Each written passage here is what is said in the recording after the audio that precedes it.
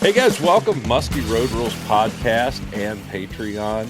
Guys, I can't thank you enough for the people that have subscribed on the Patreon channel to actually see the videos and watch some of the things that we've got going on. It's really cool. And again, this is the next step in the evolution of the Musky Road Rules brand and Musky Road Rules podcast. And this show, I got a really neat thing here. We've been talking to a lot of bait makers and stuff over the winter. It's because it's one of the few times that I actually have a chance to do that. Not a ton of guys fishing right now. And I've got on someone who is a little new to the bait making business, but the company is probably the oldest there is. And I've got Steven on, Steven from Delong Lures. Let me bring you on here, Steve, because I'm learning how to do this myself. Steve, how you doing? I'm doing great.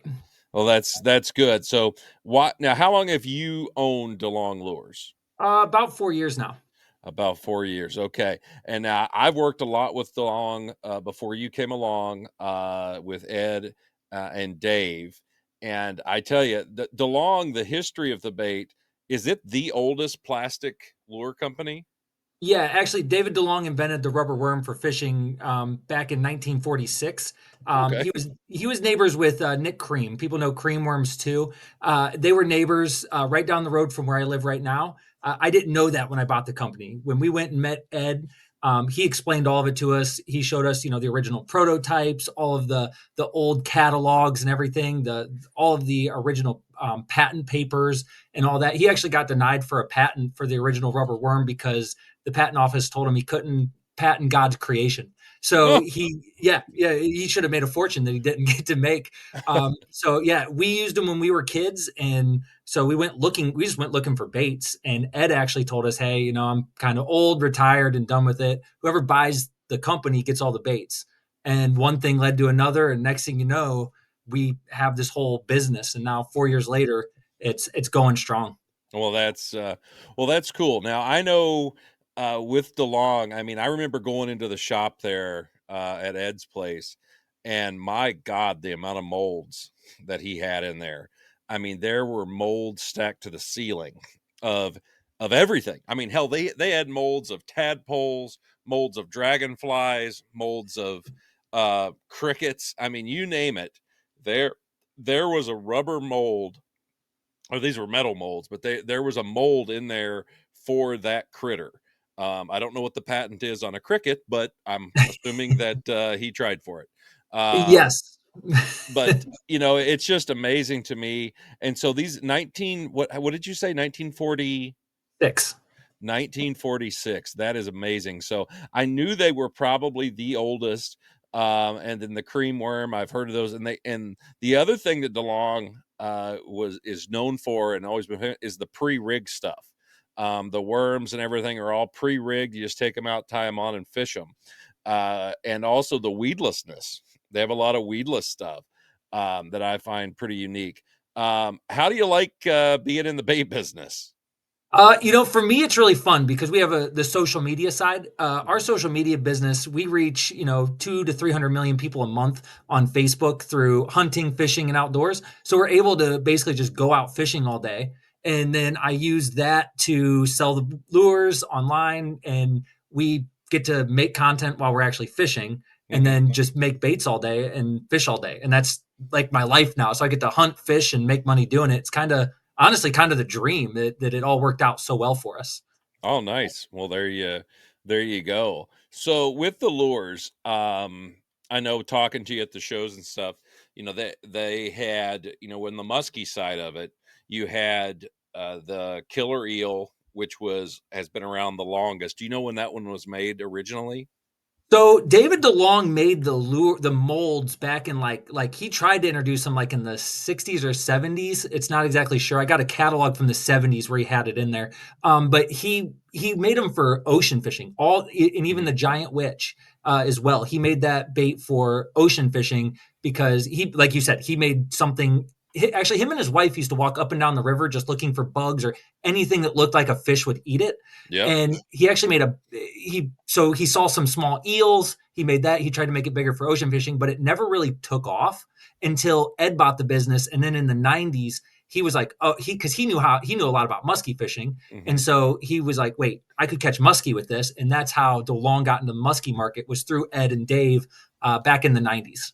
Yeah, yeah, and the other thing is, with the eels, I caught back in the early 2000s when Mille Lacs Lake was getting going. That was something that the eel was something that we used quite a bit up there.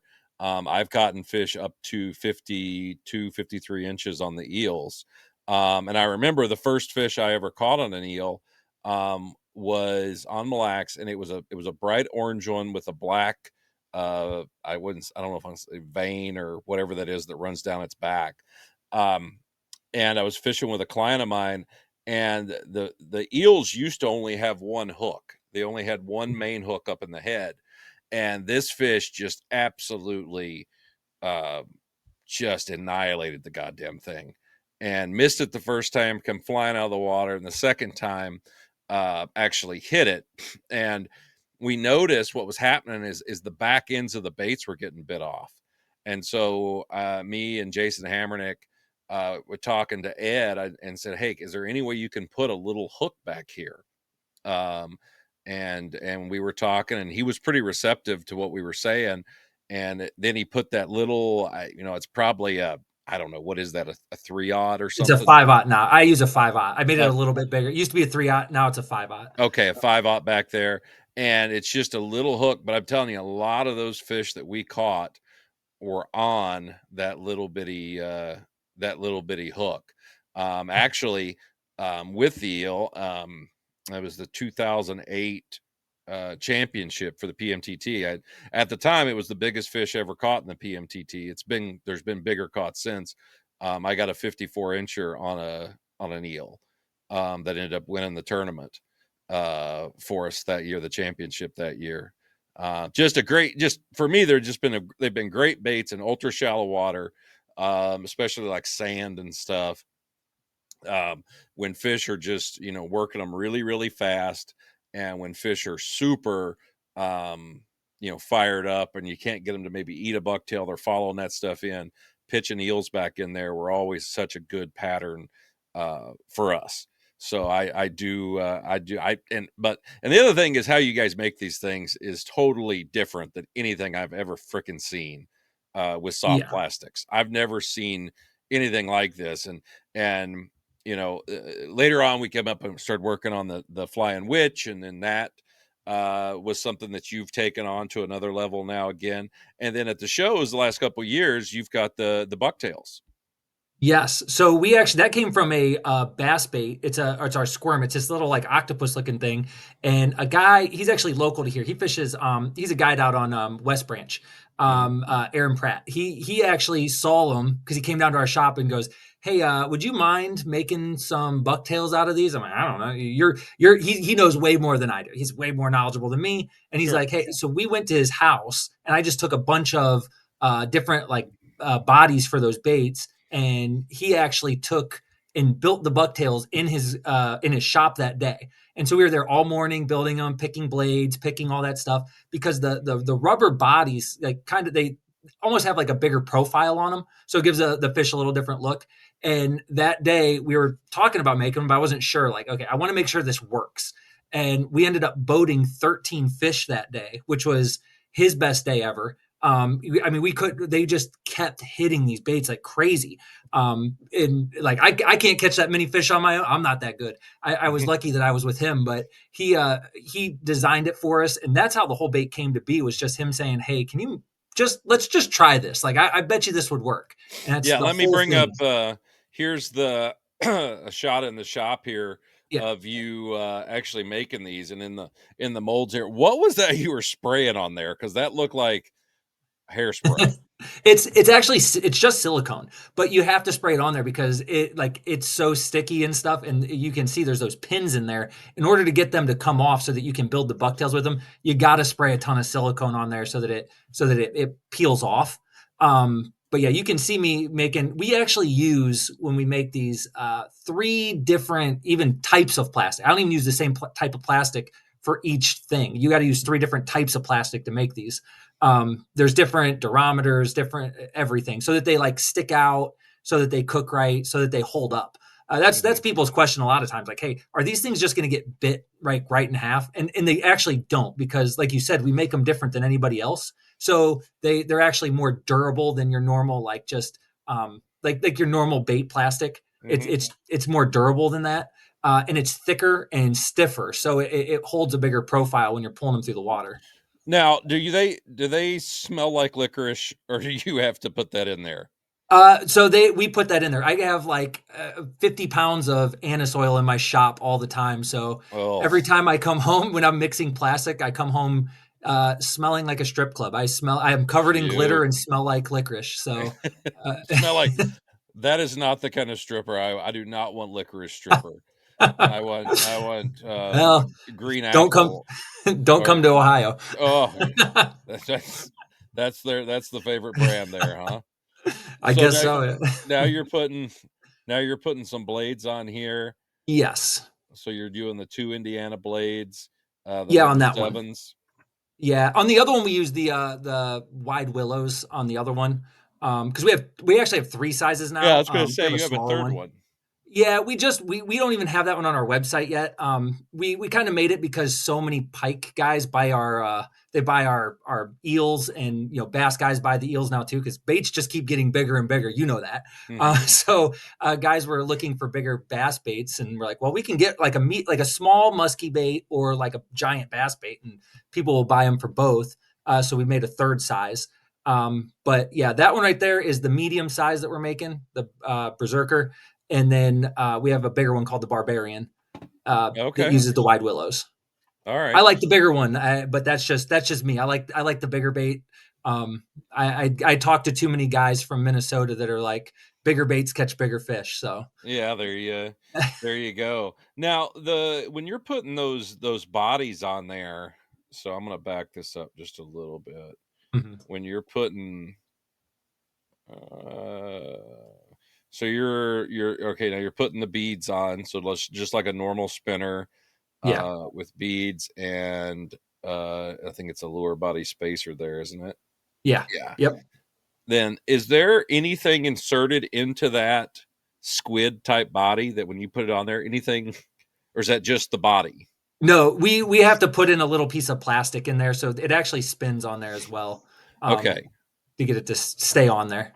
sure, sure. Now with that squid, I like those. I threw them some last year. I thought they look really cool on the water. What I like is that it actually gives a body to it. It doesn't condense down um, when it's running through the water. It doesn't, it stays out wide like that. And I think that's something that looks really, really cool on there. And you put a 7/0 mustad, Yeah. you can see. And so these baits, I mean, you guys have been using them quite a bit. How did they go over the last couple of years from guys that are buying them? Really well. So the only muskie show I did this year was yours in Ohio, Yep, because we honestly got a little too busy this year again.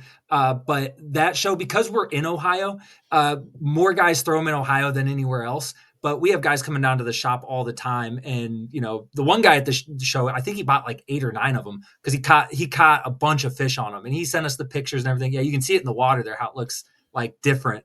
But yeah, they did really well, especially in Ohio. We plan to go to either Minnesota or Wisconsin next year, because when you're at a show, you get people using them, and that's how muskie guys are. You know how muskie guys are. They throw the same 3 baits over and over, and then somebody catches something on a bait, then everybody else wants to try it. So in sure. Ohio, we do really really well, especially Ohio, because of so many guys throwing them. They're starting to catch on really in Ohio, but there was a lot of success. I was very happy with how it went. Yeah. Now this video here, we're showing some catches. Are these from that day that you guys had all that Yeah, yeah, that uh was with Aaron Pratt. That's on his boat on West Branch, actually. okay. Like, all that whole video that I sent you with all those fish, that's all from one day on West Branch. And you'll Geez. see that most of them are with the black and nickel blade, because that's what I was throwing.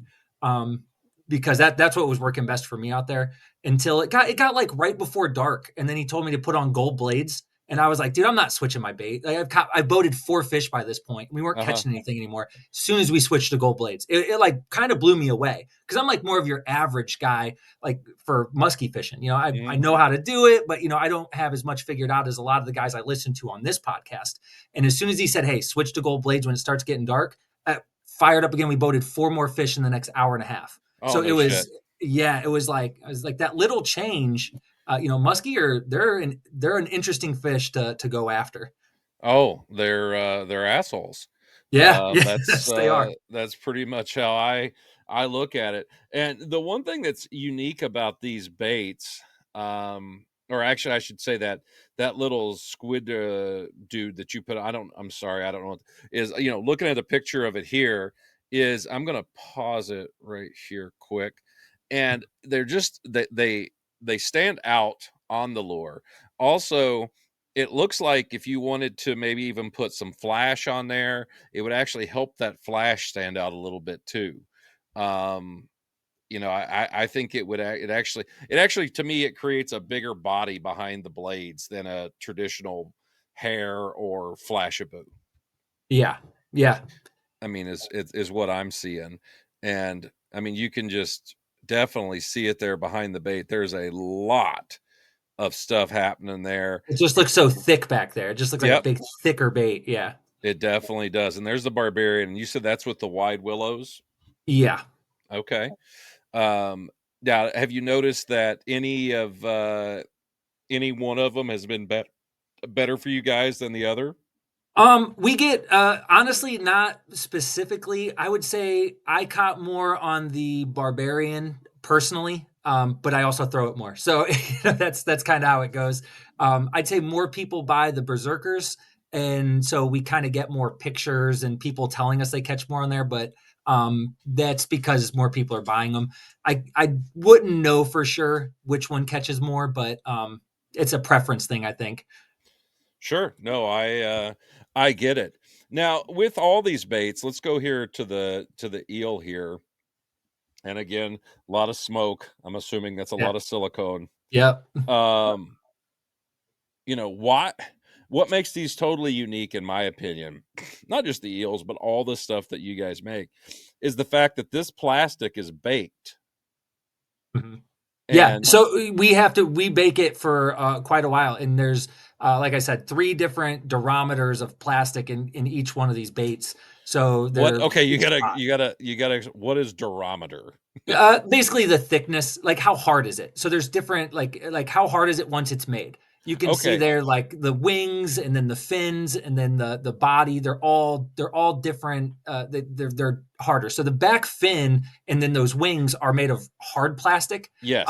So because they're harder, that helps it to have different motion and action in the water than anything else. Sure.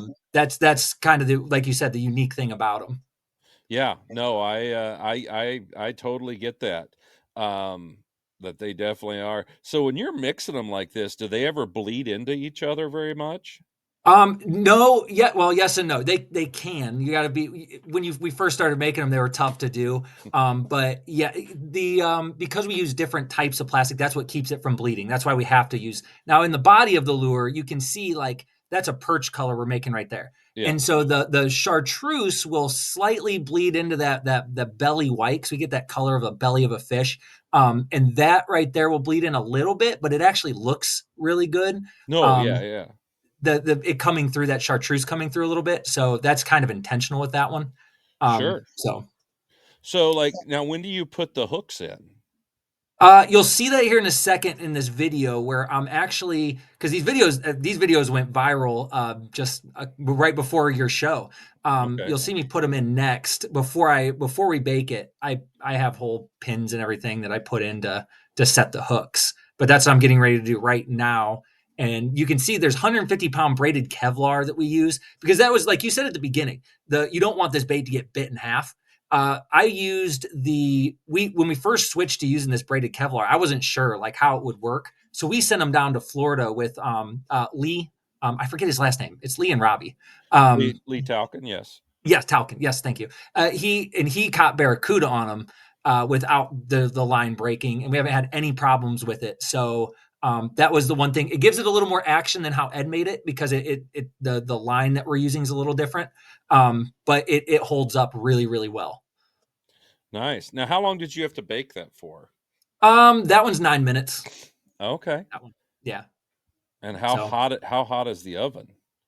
it's about 425 degrees when we're baking them. Jesus. Yeah, yeah.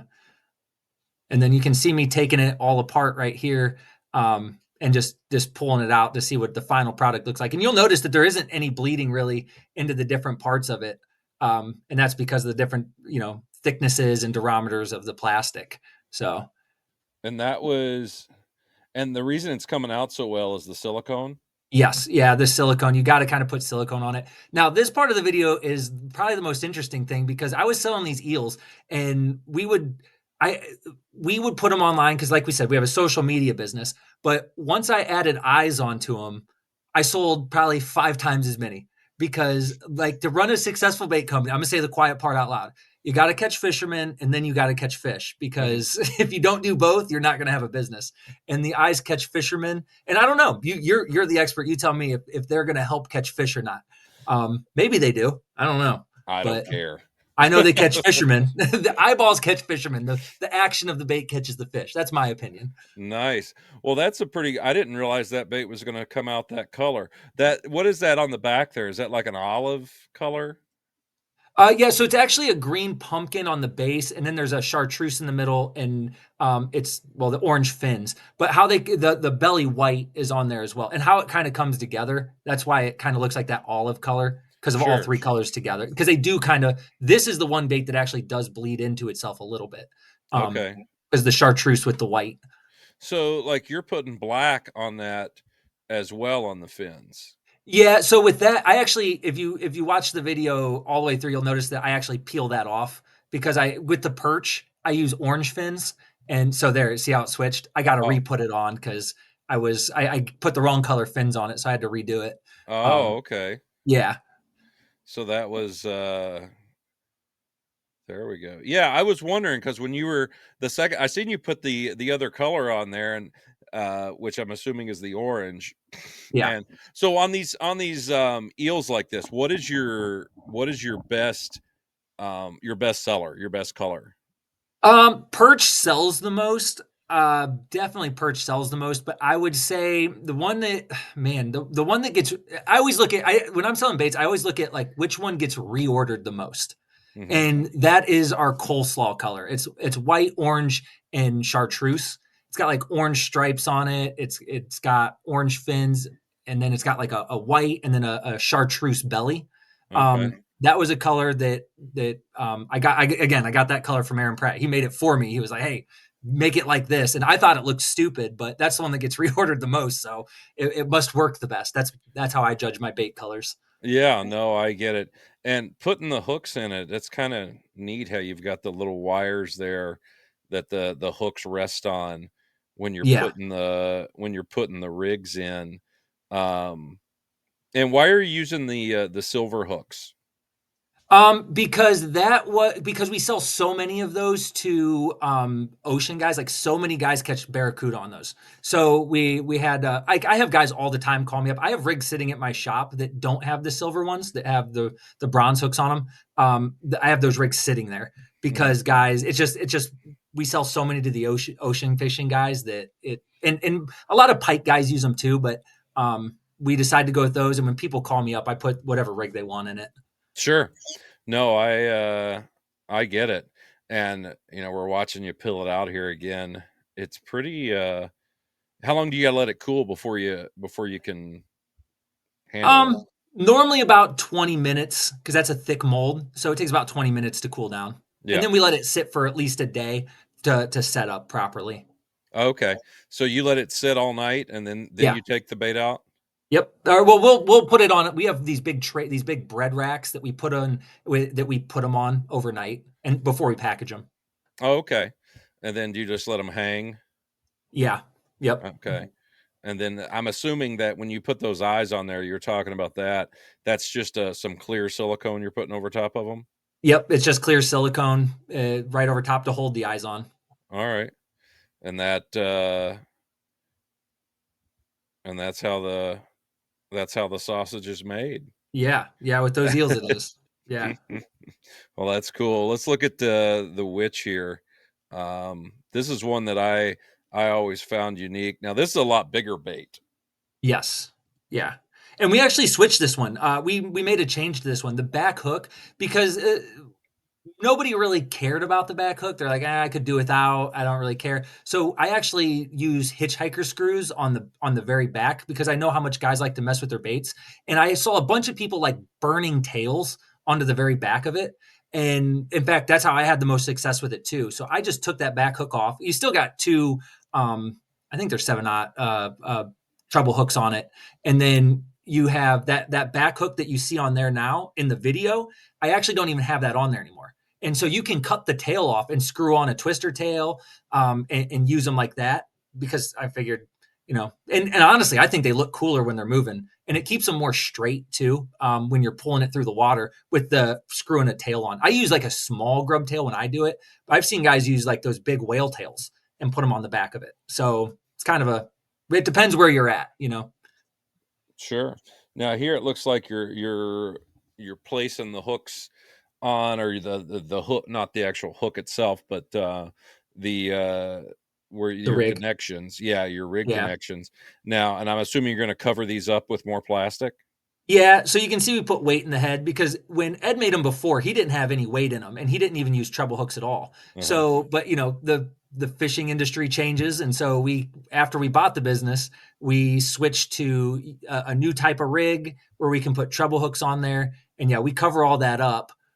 This is black and orange because it's black and orange is a staple color. Yep. Um, but you can see that back hook's normally gone, but it's got that 1 ounce weight in the head so that people can fish it faster because it's people like to fish deeper and faster than they used to. They used to run these eels, and I still have some that guys will ask for the old style, but you have to fish them like real slow. It's way different than fishing this bait. Hmm. So So like this guy here, when you is this different than the ones you made a couple years ago? this is the new style. The one when we first bought the business, it's different than that, but it's how we make them. I think we started making it like this 2 years ago. Okay. When did you add that weight to the head? 2 years ago. Oh, okay. All right. Yeah. See, I think I still got some of the ones from your first, when you guys first started doing it. I don't know if there's weight in the head of those or not, because There's not on those. they wanted to roll over. Yeah, and that Uh, was the thing. When we first got into this business, like I'd never like I wasn't like a muskie. I fished for pike in the rivers, but I wasn't like going after muskie. So I went out with a couple of different guys and local guys were, like, "Hey, tell me what do you guys want? Like show me how this works." I tell people all the time, Babe Ruth didn't make his own bats. yeah. I want to be the guy that makes Babe Ruth's bats. You tell me what works the best and that's how I'll make it. So that's why we made all these changes after we first bought the business. When we first bought it, we did everything the exact same way that they used to, and then from there we just improved. Mm-hmm. Mm-hmm. And adding trebles to these, I think, was probably a really good deal. Do you notice guys that like the witches also do the eels, or do you see guys partial to certain things? It tends to be partial because they're so different. The guys who know how to. The thing with the eels is you got to know when and where to use them. Mm-hmm. So sometimes people will use them wrong, and like we create content and try to tell people, hey, look, like you explained it earlier in this podcast was, hey, this is use it in shallow water. Here's how you use it. This is when you use it. And so once people know how to use that bait, they buy a lot of eels. But if not, they tend to be more partial towards the witches or the bucktails. Sure, sure. No, I get it. What so by doing this and buying this stuff and then making these baits, have you got a chance to have you got some more things in the works? Yes, actually, I'm working on a prototype right now, and I can't remember the guy's name. Maybe you know who he is. I know he does a lot with Shimano. He's at your show. He's done a lot of filming and stuff. I It's gonna drive me nuts not remembering his name. Um, Jason but Jackson? that might be it. I forget. He does a lot with Shimano. I know he did a lot of filming for them.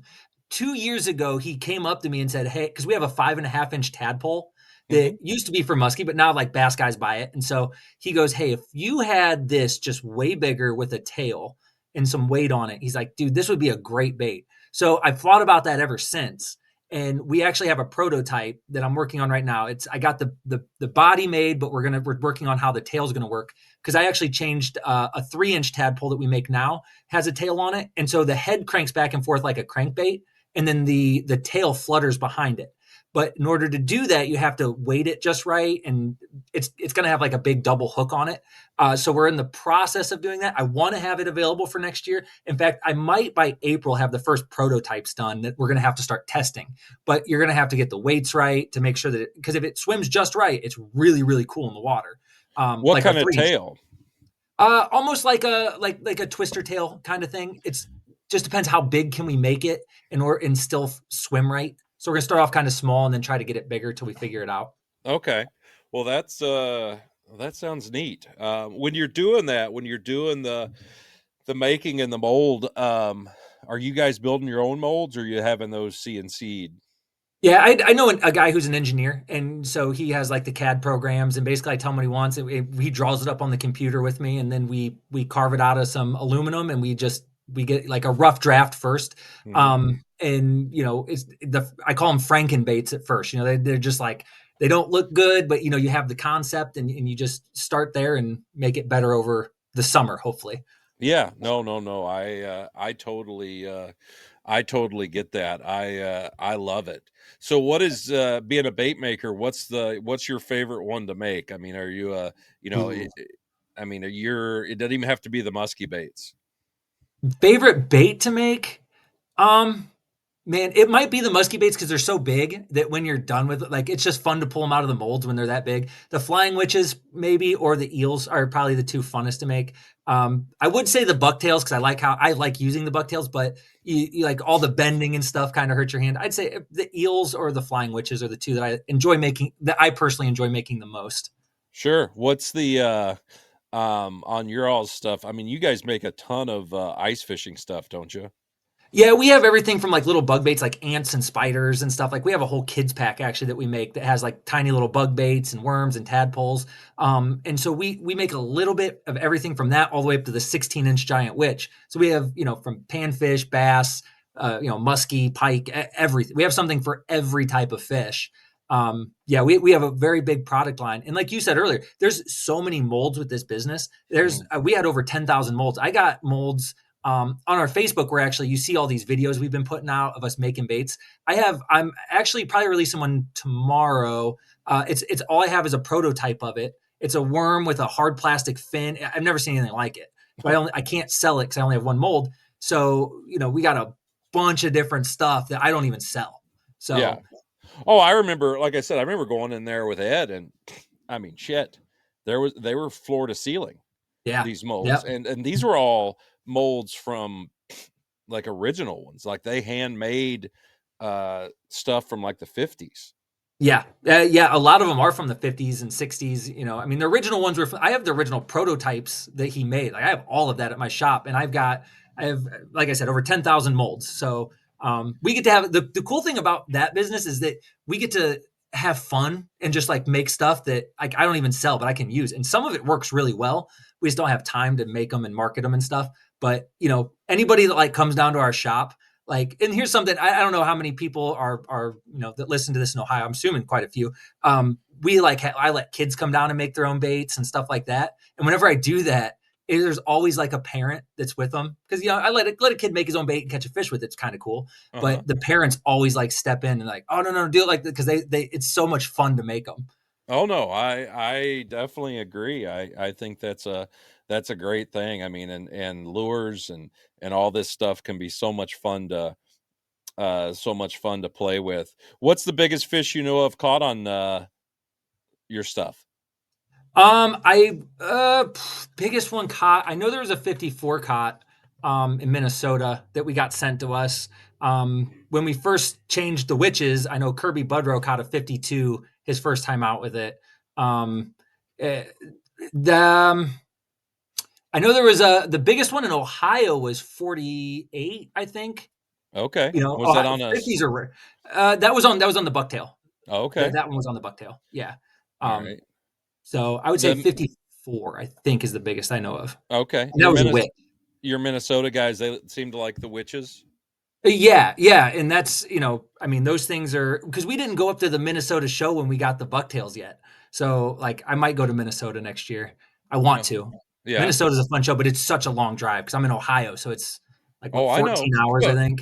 Ugh, I know. I know all it about it. sucks. I'm in the Northwest Angle right now. It takes me from my house in Kentucky 22 hours to get here. And Yeah, that sucks. I drove it I drove it last Sunday in one shot. So that was yeah, I decided at the end of the drive it'd be really smart. I was like an hour and a half, 2 hours away. I said, you know what, I'm gonna finish this. I'm gonna get home. And I bought one of those packs of Zins, Yeah. those little Zin, and I don't chew. But I'm Mhm. like, you know what? There's nicotine. I know it'll keep me awake. Oh my God. My feet were buzzing, my head, I was sweating. Um, yeah, I looked bad. I don't look good anyway, but I looked really bad at yeah, when I was crossing the border. I was like, well, this is probably not gonna go well for me. But Steve, how can somebody get a hold of you if they want to, buy some of your baits and check you out a little more? They can just go to our website, delonglures.com. There, and if they have any questions or they want something, unique or maybe a little bit different color, my phone number's on there. They can just give me a call. I do custom stuff for people all the time. As long as it's the stuff that, as long as we have the material there, we can make it for them. Because I'm in there every day now. So me and Aaron both are full time there for the last, well, year and a half now. It's all we do is just make stupid online videos and make fishing lures. So just give me a call or check out the website.